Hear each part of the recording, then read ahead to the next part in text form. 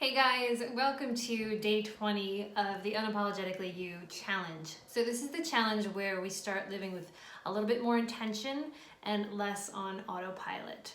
So today's word, the prompt, is conversation.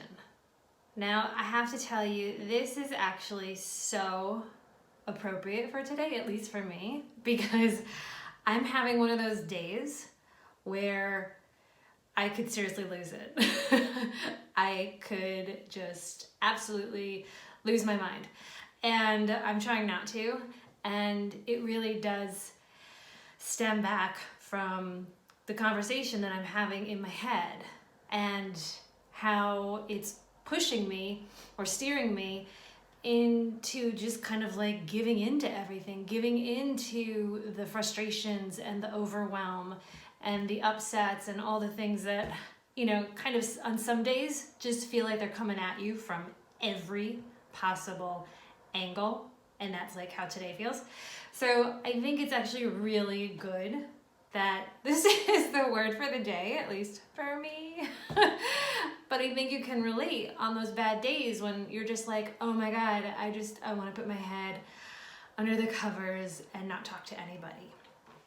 And what I'm discovering and what I'm actually doing is I'm trying to work my way through this instead of just giving into it. And I think that's a good way to react to these conversations that go on in your head, because you can just give up and give in. And that really is autopilot living. And that's what we're trying to avoid. And I really don't want to spend the rest of my day pissed off and annoyed and upset. So I'm actually going to stop and just take a deep breath and chill out. And I think when you do that, you're able to stop the hamster on the wheel or the mouse on the wheel that's in your head and just keeps repeating these conversations over and over and really just reinforces your frustration and your overwhelm. So I think when you stop that conversation and you change it, you change your conversation to be something more uplifting, or you focus on something else. I know it's hard at first, but once you do it, you can kind of feel a little shift in your energy. At least I do, and I think that's a pretty cool feeling when you can actually feel in your body, okay, that was interesting, that was something different, I'm not as upset as I was like 30 seconds ago. So you keep going in that direction. The quote that I want to share with you today, I don't know who it's by, but it really is perfect, because your inner conversation creates your outer reality. So what's going on in here, what you're saying to yourself over and over and over, is making it happen on the outside. It's creating your reality. So if you're like, I'm so angry, I'm so frustrated, I just want to like go and cry and do whatever, then that's probably what's going to end up happening. You're going to go in that direction.